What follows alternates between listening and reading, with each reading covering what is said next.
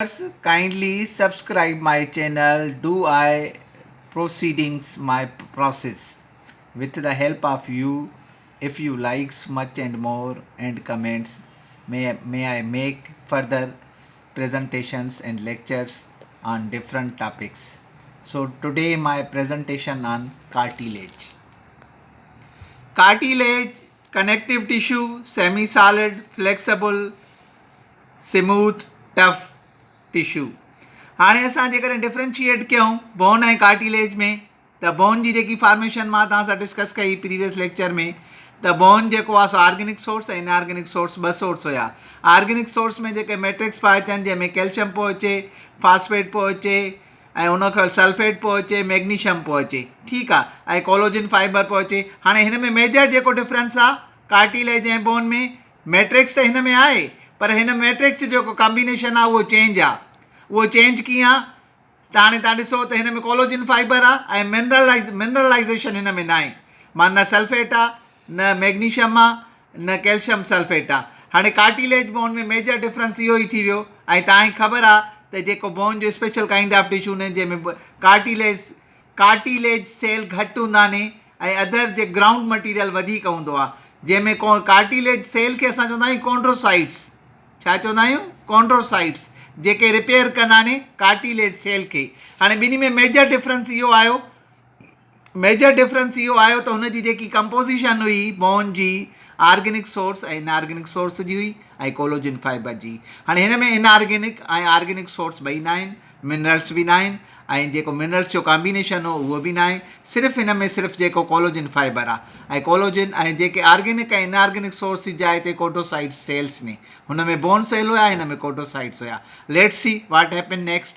हाणे ॾिसो अवेस्क्यूलर आहे, हिन में ब्लड जी वेसल्स जी का बि सप्लाई कोन्हे, न लिम्फा आहे न ब्लड वेसल आहे। हुन में रिच सप्लाई हुई ब्लड सेल्स जी, ब्लड वेसल्स जी रिच सप्लाई हुई, जंहिंमें तव्हांजा लिम्फाटिक सिस्टम बि अचे पियो, ब्लड वेसल्स बि अचनि पियूं, नर्व बि अचनि पियूं। हाणे हिते तव्हां ॾिसंदा वञो त कार्टिलेज थोरो कॉम्प्लिकेटेड आहे एज़ कंपेरेटिवली हुन खां। ॾिसो जॾहिं माण्हूअ में आर्थराइटिस पेन थींदो आहे लेट एज में, तव्हां ॾिसंदा आहियो त उनजी रिकवरी डिकेड्स लॻी वेंदा आहिनि, साल लॻी वेंदा आहिनि। छाजे करे? त जेको बोन जो जेको आहे सो कार्टिलेज, आर्टिकुलर कार्टिलेज आहे, उहो रिपेयर न थींदो आहे। उन रिपेयर न थियण जे करे उन में घणो प्रोसेस लॻंदो आहे, छो त उन में डिफ्यूजन जो प्रोसेस आहे, उन में ब्लड जी सप्लाई आहे ई न। जेकॾहिं थोरो डैमेज थियो बोन त असां हुनखे त इमीडिएटली थोरो रिकवर करे सघूं था, पर जेकॾहिं घणो आर्टिकुलर जेकी स्मूथ जेकी हुनजी शॉक एब्ज़ॉर्बर जेकी लाइनिंग आहे उहा जेकॾहिं ख़तमु थी वई त उहो बोन जो रगड़ो थींदो, पेन जी कंप्लेन थींदी ऐं सेंसेशन ख़तमु थींदी। अक्सर माण्हू जेके ओल्ड एज में आर्थराइटिस जा माण्हू ने उहा इहे कंप्लेन कंदा आहिनि त यार मूंखे गोॾनि में ॾाढो सूरु आहे। उहा इन जे करे हूंदी आहे त उते ब्लड जी सप्लाई न आहे ऐं उनखे कंप्लेन उन जे करे घणी रहंदी आहे ऐं उहो लॉन्ग रन में जेको पियो मेडिसन वठंदो रहंदो आहे। इहो वॾो मेजर फ़र्क़ु आहे बोन ऐं हुन में। ऐं बोन में रिच सप्लाई आहे ब्लड जी ऐं बोन जी जेकी कंप्लेन आहे इमीडिएटली हीलिंग प्रोसेस थींदो आहे, उन में हीलिंग प्रोसेस न थींदो आहे, उन में स्लो हीलिंग आहे। स्लो हीलिंग ईअं आहे त जॾहिं ब्लड जी सप्लाई न हूंदी त असांजी हीलिंग लॉन्ग रन में हली वेंदी ऐं हुते ब्लड जी सप्लाई आहे त असांजी जेकी आहे सो प्रोसेस फास्ट थो थिए एज़ कंपेरेटिवली कार्टिलेज ऐं हुन बोन में इहो फ़र्क़ु आहे। हाणे मां तव्हांखे वरी बि इनखे जेको डिफाइन कयां, समअप कयां त कार्टिलेज जेको आहे कनेक्टिव टिश्यू आहे, फ्लेक्सिबल आहे, फ्लेक्सिबिलिटी हुन में घणी आहे, सेमी सॉलिड आहे, स्मूथ आहे ऐं टफ टिश्यू आहे। टफ बि आहे, सेमी सॉलिड बि आहे। टफ इन करे आहे त जेको शेप मेंटेन करे थो उन जे करे आहे ऐं स्लीपरी इन नेचर आहे। जेकॾहिं स्लीपरी इन नेचर न हुजे त असांजा ॿई नी बोन जेकी स्लाइडिंग कीअं करे, मूवमेंट कीअं करे। हाणे ॾिसो ब्लड जी सप्लाई न अथसि पर नेचर केॾी हुनजी सॉफ्ट आहे, स्लीपरी आहे। माना स्लीपरी ईअं आहे त जेकॾहिं ॿई बोन मिलनि था पाण में, स्लाइडिंग कनि था, मूव था कनि त with the help of slippery nature जे करे कुदरत जो मैकेनिज़म आहे। Nature is very fascinating, we will appreciate the natural process. त नेचर असांखे केॾो आइडियल मैकेनिज़म ॾिनो आहे। असां न हलायूं जो पंहिंजी नेचुरल जेके प्रोसेस जी केयर नथा कयूं, पोइ कंप्लेन कंदा आहियूं त असांखे ही कंप्लेन आहे। पर take care with your bones with full of concentration because mechanism in ideal made by nature, but some our lackings we are suffered some sort of disease like arthritis. Let's see the composition of cartilage bone छा आहे. हाणे असां उहो ॾिठीसीं त bone जी structure छा हुई. हाणे कार्टिलेज जा ॾिसूं बोन जी. हाणे हूअ त कंपोज़िशन मां तव्हांखे ॿुधाई. हाणे कार्टिलेज जेकी बोन जी कार्टिलेज जी कहिड़ी आहे, मैट्रिक्स सेम आहे जेको बोन में हुयो. ठीकु आहे. उन में इनऑर्गेनिक ऐं ऑर्गेनिक सोर्स हो. हिन में मैट्रिक्स में छा आहे, प्रोटोग्लाइकेना, प्रोटोग्लूकोकेना या ग्लाइकोकोसेम ग्लाइकेना. इन जी कंपोज़िशन सिर्फ़ु ॿिनि शयुनि जी आहे. कोलोजिन बि आहे, कोलोजिन फाइबर ने इलास्टिन आहे, ऐं उनखां अलावा प्रोटोग्लाइकेना ऐं ग्लाइकोसेमिन ग्लाइकेना.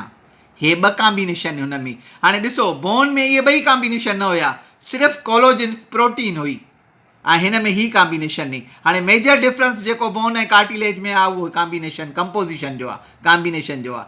ऐं जेकी कंपोज़्ड आहे उहा हेलोनेरिक एसिड जो आहे जेकी कंपोज़िशन आहे. ऐं कोडोट्रिन सेल्स ने सल्फेट आहे, सिर्फ़ु सल्फेट आहे. ऐं कोडोसाइट्स जेके ने मेन सेल्स ने जेके कार्टिलेज जा जेके फार्मिंग कनि था सेल्स, ऐं they get nourishment by diffusion.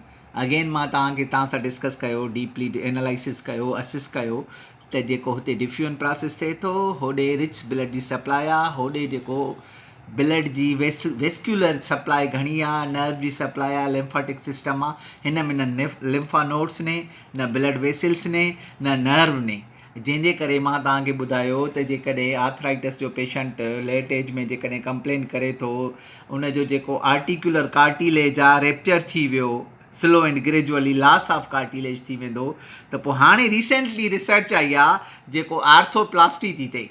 Arthroplasty कीअं थी थिए त ॿ बोन में जिथे जॉइंट थियनि था, ठीकु आहे, असांजो कार्टिलेज डैमेज थी वियो विथ पैसेज ऑफ टाइम, त उन में प्लास्टिक जी जेकी आहे सो हिकिड़ी डिस्क ठाही अथनि जेकी बोन जे फ्रैक्शन खे जेको रिड्यूस करे थी. उहे ॿई जेके प्लास्टिक जूं कार्टिलेज पाण में टच थियनि थियूं ऐं बोन टच नथो थिए, जंहिंजे करे उहो प्रोसेस जेको आहे सो हले थो. पोइ जेको आहे सो पेन जी जेकी आहे सो सेंसेशन घटि थी थिए ऐं माण्हू जेको आहे सो कंप्लेन घटि थो करे. बाक़ी नेचुरल जेको मैकेनिज़म आहे त उहो नेचुरल आहे. बाक़ी it is very important and it is very effective procedure. Now a days many peoples they done their arthroplasty with the passage of time because age is natural process, a reversible process. So arthroplasty इन करे चवंदा आहिनि arthritis जी माण्हुनि खे शिकायत घणी रहंदी आहे, मूंखे सूरु आहे, मूंखे सूरु आहे. पर कार्टिलेज जेको डैमेज थिए थो उनजी रिकवरी ॾाढी ॾुखी आहे, रिकवरी ॾाढी ॾुखी आहे. हाणे ॾिसूं, let's see what happen. Types of cartilage छा आहे, टाइप्स. हाणे टाइप्स कहिड़ा आहिनि, कार्टिलेज जा टाइप्स घणा आहिनि. फेब्रो कार्टिलेज आहे, इहो टफ आहे, स्ट्रांगेस्ट आहे, लीस्ट फ्लैक्सिबल आहे. माना फाइब्रो कार्टिलेज टफ त आहे, मज़बूत बि आहे, पर लीस्ट उन में लचक घटि आहे, फ्लैक्सिबल घटि आहे. लोकेशन कहिड़ी अथसि, disc between the vertebral spine. हाणे बैकबोन आहे, वर्टिब्रल कॉलम चऊं, बैकबोन चऊं या स्पाइन चऊं, उन जे इन बिटवीन जेको कुशन जो कमु कंदो आहे उन उन उन डिस्क खे असां चऊं था फाइब्रो कार्टिलेज. उहा जेकी आहे कुशन जो कमु बि कंदी आहे ऐं उनखे जेको फ्लैक्सिबल बि थोरो रखंदी आहे. उहा ॿिन्ही जे विच में डिस्क जेकी हूंदी आहे उहा जेकी आहे सो कार्टिलेज, उहा फाइब्रो कार्टिलेज आहे. उहा इन जे करे फाइब्रो कार्टिलेज आहे त असांजी जेकी स्पाइनल कार्ड आहे उनखे जेको आहे सेव करे, छो त मेजर जेकी असांजी स्पाइनल कार्ड आहे टोटल बॉडीअ सां कम्युनिकेट आहे. जेकॾहिं स्पाइनल कार्ड खे असांखे स्मॉल इंजरी बि थी वई इन केस त असांजी बॉडीअ जी कम्युनिकेशन ब्लॉक थी वेंदी ऐं माण्हू पैरालाइसिस थी वेंदो आहे. अक्सर माण्हू तव्हां हैंडीकैप ॾिठा हूंदा जेके चेयर ते घुमंदा नी, उनखे ॿियो न पर स्पाइनल इंजरी हूंदी आहे या वर्टिब्रल कॉलम जी इंजरी हूंदी आहे, जंहिंजे करे उन पोर्शन जी जेकी कम्युनिकेशन ब्लॉक थी वेंदी आहे, जंहिंजे करे उहो पैरालाइटिक लाइफ गुज़ारींदो आहे, हैंडीकैप जेको आहे सो थी गुज़ारींदो आहे. तंहिंजे करे चवंदा आहिनि त जेको ट्रामा थींदो आहे, एक्सीडेंट थींदो आहे, उहो अलाह साईं सभिनी खे पंहिंजी अमान में रखे, ॾाढो ख़तरनाक हूंदो आहे. हुनजे करे अॼुकल्ह त लाड़काणे में असांजो ट्रामा सेंटर बि खुली विया आहिनि. इहा फैसिलिटी आहे त जेकॾहिं इमीडिएटली कोई पहुचे थो त उहो पंहिंजो प्रिवेंशन करे सघे थो या इमीडिएटली ट्रीटमेंट वठी सघे थो. हाणे नेक्स्ट जेको आहे असांजो हाइलेन कार्टिलेज आहे. हाणे असां फाइब्रो कार्टिलेज जो एग्जाम्पल ॾिनोसीं, नी कैप, एल्बो ऐं disc between the vertebral column जेके लोकेशन हुई इन ॿिन्ही में फाइब्रो कार्टिलेज असांखे मिलंदो. हाणे हाइलेन कार्टिलेज छा आहे, हाइलेन कार्टिलेज जेको आहे सो ओवरऑल जेके बि लॉन्ग बोन जी एंडिंग आहे उते आर्टिकुलर कार्टिलेज हूंदो आहे, हाइलन कार्टिलेज हूंदो आहे, जंहिंमें असांजी फ्रैक्शन खे जेको रिड्यूस करे थो, शाक एब्ज़ॉर्ब करे थो ऐं सपोर्ट करे थो स्ट्रक्चर खे। इहे टई कम हुन जा हूंदा आहिनि। एंड ऑफ द बोन्स जेके बि लॉन्ग बोन ने उन्हनि में इहे हूंदा आहिनि। हाणे बिटवीन द रिब केज में बि जेको आहे कोस्टल हाइलन कार्टिलेज आहे टोटल। स्टर्नम में बि स्टर्नम बि चवंदा आहिनि, चेस्ट बोन बि चवंदा आहिनि, टाई बोन बि चवंदा आहिनि। हाणे रिब केज ऐं स्टर्नम में जेको आहे उहो बि हाइलन कार्टिलेज आहे। नोज़ल पैसेज आहे जेको नोज़ल टोटल पैसेज हाइलन कार्टिलेज आहे। ट्रेकिया कार्टिलेज आहे, रिस्पायरेटरी ट्रैक सॼी ॾिसूं असां त इहा हाइलन कार्टिलेज जी आहे, वेंदे ब्रोंकाई तक।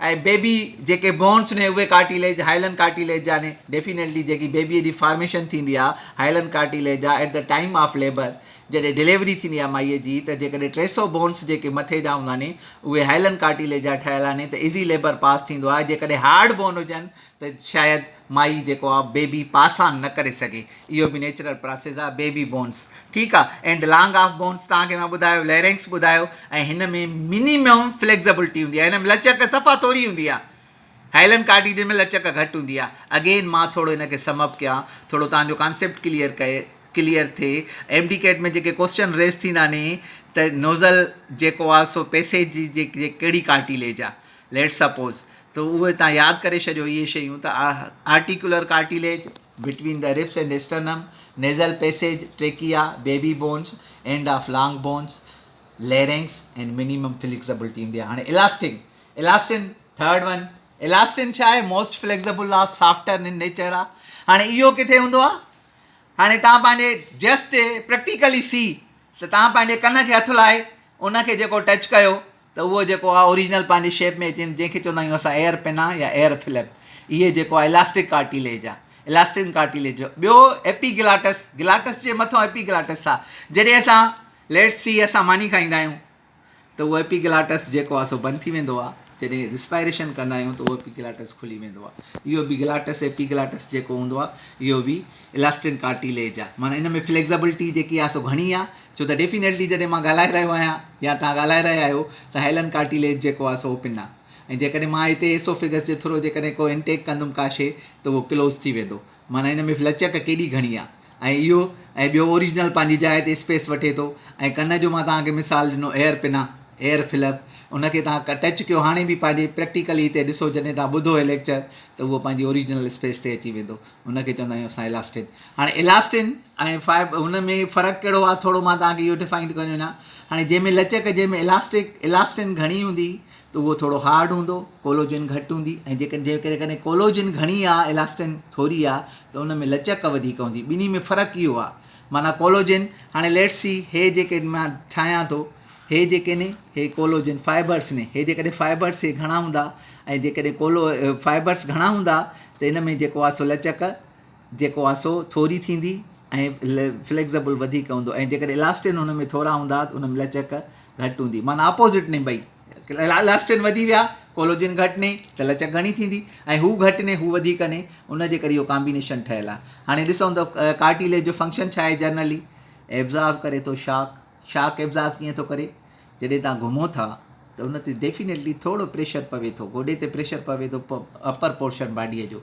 तव्हां घुमो था, जॾहिं उन ते ज़ोर ॾियो था, प्रेशर रखो था नी केप ते, पटेला ते, त उहो जेको आहे ही जेको आहे एब्ज़ॉर्ब थो करे शाक। जस्ट लाइक मोटरसाइकिल जा अॻियां शाक हूंदा आहिनि, त असां जॾहिं हलाईंदा आहियूं त उनखे थोरो ज़ोर ॾींदा आहियूं, वरी पंहिंजी जाइ ते अची वेंदा आहिनि। शाक एब्ज़ॉर्ब आहे। ऐं फ्रैक्शन रिड्यूस करे थो। फ्रैक्शन रिड्यूस कीअं करे थो? त बोन्स जी जेकी रगड़ाई थी थिए, बोन जी जेकी टचिंग थी थिए, उनखे बि रिड्यूस करे थो। उहो इन जे करे उन में आर्टिकुलेशन पैदा थिए थो थ्रू द साइनोवियल फ्लूइड।